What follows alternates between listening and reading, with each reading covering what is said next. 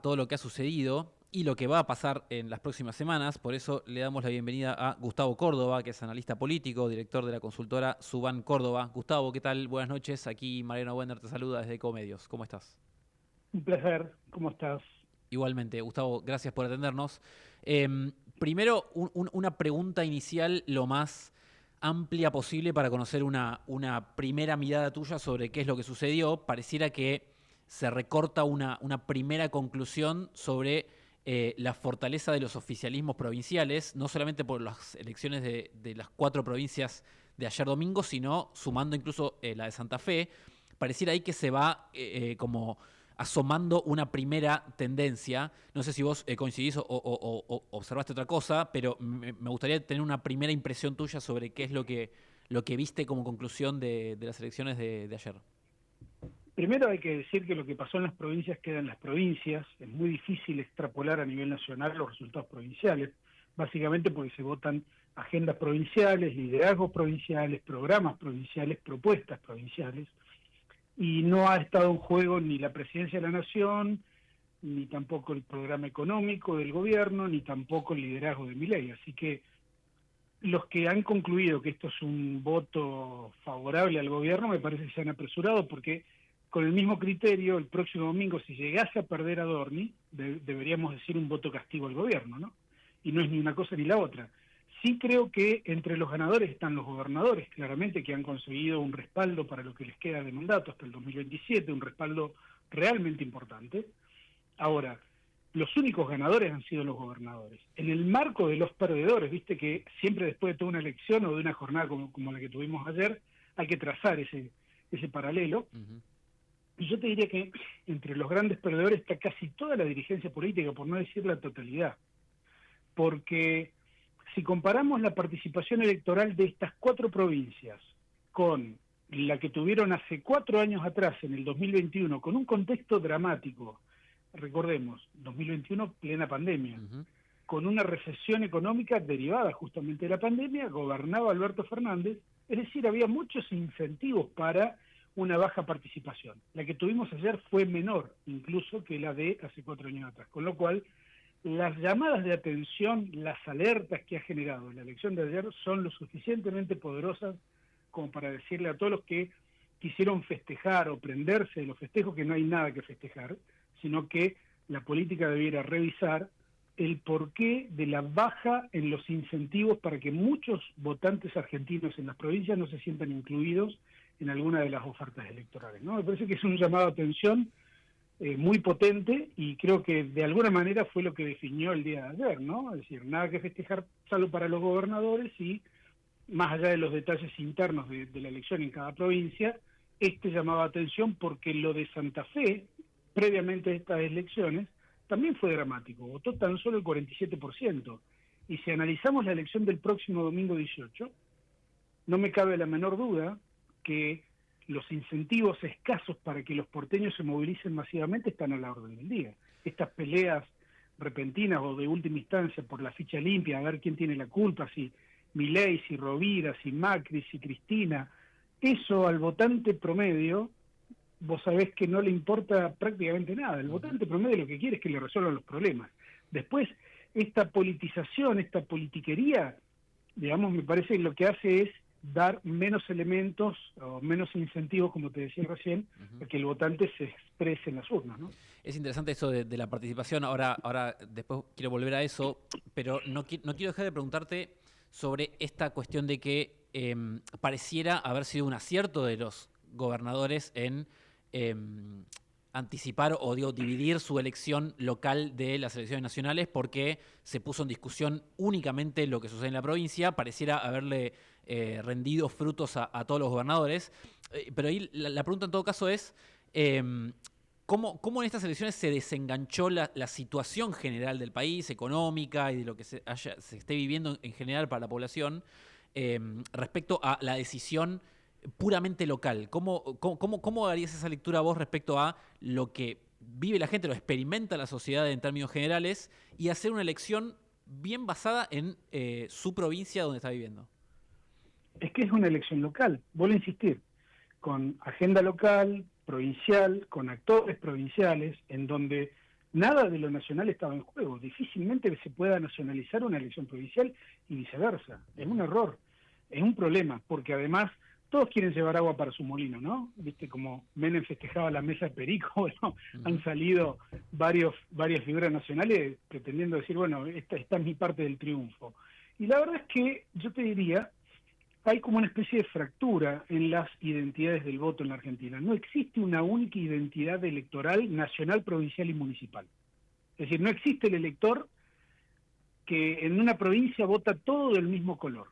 Yo te diría que va a haber que acostumbrarse a ver que el elector promedio, no importa el lugar de la Argentina, va a votar para presidente en una dirección que puede cambiar para gobernador y sin duda va a cambiar para nivel municipal. Así que esta complejidad es la que todavía no termina de entender la clase política argentina, ¿no? Que pretende un elector mucho más pasivo, ¿no? Un elector mucho más uniforme en sus preferencias, y la verdad es que no. El elector argentino se ha vuelto sumamente complejo y además decide si a última instancia se incluye o no en términos electorales en una elección. Ahora, hay una cosa que quizá pueda suceder en la ciudad de Buenos Aires este domingo, a contramano de lo que vimos en las primeras 5 elecciones locales, que es que el oficialismo de la ciudad puede llegar a perder. O sea, hay sondeos de opinión y de intenciones de voto que plantean que tranquilamente Leandro Santoro podría ser el más votado en la ciudad, con lo cual ahí habría como se despegaría la ciudad de esa tendencia general. ¿Vos observás que eso pueda llegar a llegar a ser así? ¿Tenés alguna proyección de intención de voto en la ciudad para este domingo? Sí, coincido, te agrego también el oficialismo nacional va a ser derrotado posiblemente, ¿no? Con lo cual, con el mismo criterio que decimos que los gobernadores fueron los grandes ganadores, podemos decir el próximo domingo, si triunfa Santoro, que los dos grandes derrotados fueron el gobierno de la ciudad y el gobierno nacional. Porque además, fíjate esto, es el único distrito, además de provincia de Buenos Aires, que tiene la potencialidad de nacionalizar todo lo que ocurre dentro de sus fronteras. En Buenos Aires, en Capital Federal, está el centro más concentrado de poder económico, político y mediático. Entonces, estas características hacen único al distrito capitalino, con lo cual todo lo que suceda allí tiene repercusiones nacionales. Entonces, fíjate, es una elección local, vecinal, porque más allá que hoy se les dice diputados de la ciudad, antes eran concejales, ¿no? Sí. Y fíjate que esa fue la campaña que hicieron algunos, no todos los candidatos hicieron la misma campaña, con lo cual yo veo una suerte de subestimación, porque usar una elección local para hablar de temas nacionales a veces, yo te diría, suele no funcionar, puede salir mal. Y en el caso de Santoro vemos un consenso, y nuestros datos también lo confirman, de que estaría primero. Nosotros lo tenemos segundo a Dorni, pero esto fue antes de ficha limpia, con lo cual yo te diría, esa es una posición inestable, porque hay algunos que especulan que ficha limpia le puede haber dado a los penatos algún elemento como para descontar la ventaja, ¿no? Yo tiendo a creer que este episodio de ficha limpia ha quedado tan enredado en la opinión pública que en vez de generar algún beneficio para alguno de los candidatos va a generar un perjuicio para todos. Vamos de vuelta con el tema de la participación, desincentivando la participación electoral. Pareciera que hay una discusión dentro del gobierno en términos de estrategia electoral. Se suele personificar en Karina Milei y Santiago Caputo ambas posturas, una que tiene que ver con buscar por parte de Karina Milei un armado propio en cada provincia, y de Santiago Caputo de buscar alianzas con otras fuerzas dentro de cada distrito. Por ahí Chaco sea el mejor ejemplo de eso. Por lo que vimos hasta ahora, ¿qué conclusión dirías vos que podemos sacar de esa dualidad de estrategias? ¿Cómo está resultando para el gobierno? ¿Y qué lectura podemos hacer ya para la provincia de Buenos Aires, que es probablemente la incógnita que falta? Mira, así como lo planteé, suena muy sofisticado, como si fuera una maniobra de alta política, y creo que es todo lo contrario. Creo que hay una gran improvisación, ¿no? Fruto de la inexperiencia que tienen los que hoy gobiernan la Argentina. Creo que la disputa personal entre dos partes del triángulo de hierro es esas diferencias internas, ¿no? Pero básicamente a partir de la improvisación. Fíjate que lo de Chaco, nosotros en el interior decimos que se saluda con el sombrero ajeno cuando algo no te corresponde. Y la Libertad Avanza en Chaco, si hubiera presentado candidato, hubiera sacado 3 puntos, 4 puntos. Es decir, que festejar el triunfo de Chaco me parece una exageración, una enormidad. Ahora, ir solos también es un riesgo, ¿no? Porque de alguna manera esta fragmentación que hay en la identidad de voto nacional versus la identidad provincial, al leísmo le va a jugar una mala pasada, como ya observamos en la elección del 2023. Recordarás que en las provincias Milei sacaba prácticamente un 8, un 5, un 13, pero nunca los 40 puntos que sacó, por ejemplo, en algunas provincias en primera vuelta. Sí.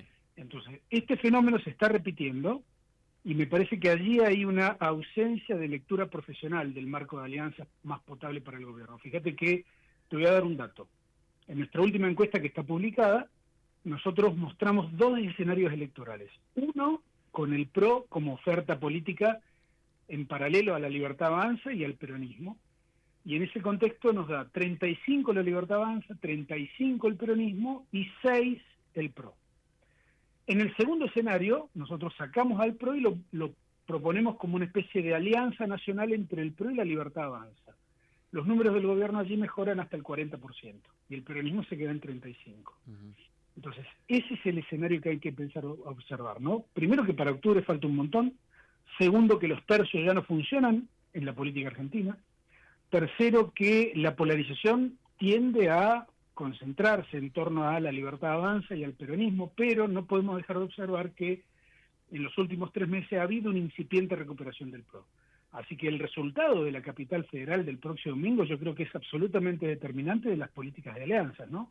Sobre todo en Provincia de Buenos Aires, que es una elección que, como la capital federal, también tiene un potencial de nacionalizarse por la importancia de su distrito, ¿no? Ahora sí quiero volver a algo que comentabas al principio de la conversación sobre la baja participación en estas 4 provincias este domingo. Bueno, un poco tratar de profundizar y un poco hacer doble clic y qué observás vos de qué explicación se le puede dar a eso, de qué es lo que tenemos que leer entre líneas que está mandando como mensaje la sociedad al sistema político sobre su voluntad o su entusiasmo por participar en las elecciones. Primero, básicamente, el malestar o la frustración económica de no haber tenido en la Argentina ningún proceso de crecimiento económico en lo cual ese grupo de votantes se haya beneficiado de alguna manera. Hoy no tenemos una recuperación del poder adquisitivo, aún no, digamos, es una pretensión del gobierno, pero fíjate que en el medio ha tenido que concurrir al Fondo Monetario, con lo cual las chances de que el ajuste se afloje y eso genere una mejoría en el poder adquisitivo está bastante lejana. Eso es lo que conspira, yo te diría, porque la frustración que existía en el 2023 y que muy bien capitalizó Milei para ser presidente, hoy lo perjudica a Milei, porque en aquel momento era Alberto Fernández el presidente y el ministro de Economía era Massa. Hoy el presidente es Javier Milei. Y ese votante que en el 2023 se abstuvo y después lo votó Milei, hoy también se está absteniendo. Entonces la gran duda del millón es si Milei no es candidato en las provincias, si ese votante va a ir a votar o no, es la pregunta adecuada, ¿no? Claro. Yo tiendo a creer que la economía es el factor más determinante entre otros, pero va a ser el factor que sin duda va a determinar quién gana y quién pierde en octubre. Por último, Gustavo, me gustaría consultarte porque tanto el presidente Milei como el ministro de Economía Caputo entiendo que se hicieron eco de una encuesta, el resultado de una encuesta hecha por Suban Córdoba respecto a cuál es la valoración que hace la sociedad de los periodistas y digamos, el resultado lo estamos viendo en pantalla para quienes pueden ver en YouTube. Lo que dice es que el 82% de la población no le cree a los periodistas, un 81,8% dice que es así y un 15% opina lo contrario. De cierta forma utilizó... Es que está mal el dato, perdóname. Bueno, por eso, ese no es el dato nuestro, sí, eso es una fake, sí, porque le cambiaron el título a una placa de un estudio que hicimos en febrero, ahí está. en el marco de la investigación del CryptoGate o de la criptoestafa con la moneda Libra. El día después del reportaje famoso de Johnny Viale al presidente Milei, que fue el 17 de febrero, nosotros el 18 arrancamos esta encuesta. Y pensando en Johnny Viale y en ese reportaje fue que hicimos esta pregunta. El periodismo político en la Argentina es poco creíble.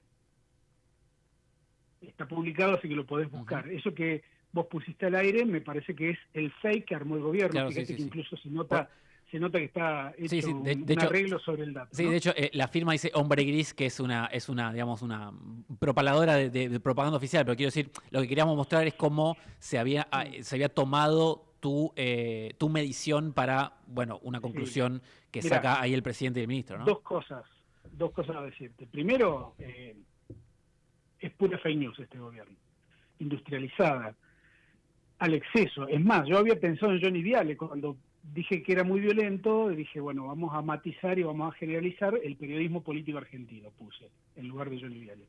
Pero nosotros ahora estamos haciendo otro estudio y te diría que estamos analizando, y esto no te puedo adelantar nada porque tengo datos parciales nada más, pero el próximo Ok. domingo vamos a presentar un estudio donde vamos a ir a fondo con esta cuestión del presidente agrediendo al sistema mediático, a todo el sistema periodístico y en definitiva a la libertad de prensa y a la democracia, ¿no? Porque me parece que es un tema central y básicamente también creo en lo personal que el gobierno, cada vez que no puede explicar la falta de dólares genuinos en la economía argentina, trata de atacar a alguien para disimular un poco la culpa.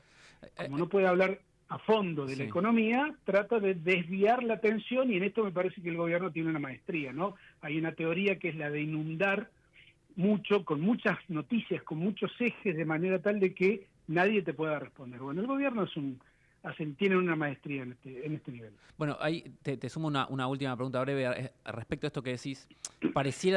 Daría la sensación de que esa tendencia, esa obsesión quizá recargada de Milei sobre los periodistas, sobre la prensa, parecía que se acentuó desde el anuncio de la nueva fase de política económica, el acuerdo con el FMI, como una suerte de revancha porque el gobierno consiguió lo que pretendía. No sé si vos pudiste observar, sin ánimo acá de que adelantes los números que vos decís que vas a publicar en estos días, pero quiero decir, No, ¿vos ves mira, no, algo más pronunciado o no, no? no, yo creo que el gobierno tiene un sesgo antidemocrático y lo manifiesta de esta forma, ¿no? Ataca a aquellos que pueden contar una parte del relato que ellos no quieren que se cuente. Básicamente es eso. Es un gobierno que se siente incómodo en el formato democrático y bueno, habrá que activar algunos mecanismos del sistema democrático para que esto no pase o no suceda. Gustavo Córdoba, analista político y director de la consultora Suban Córdoba, te agradecemos mucho tu tiempo y tu análisis con nosotros en Ecomedios. Un abrazo grande. Al contrario, un fuerte abrazo. Bueno, ahí estaba entonces el análisis político de Gustavo Córdoba. Son las 20.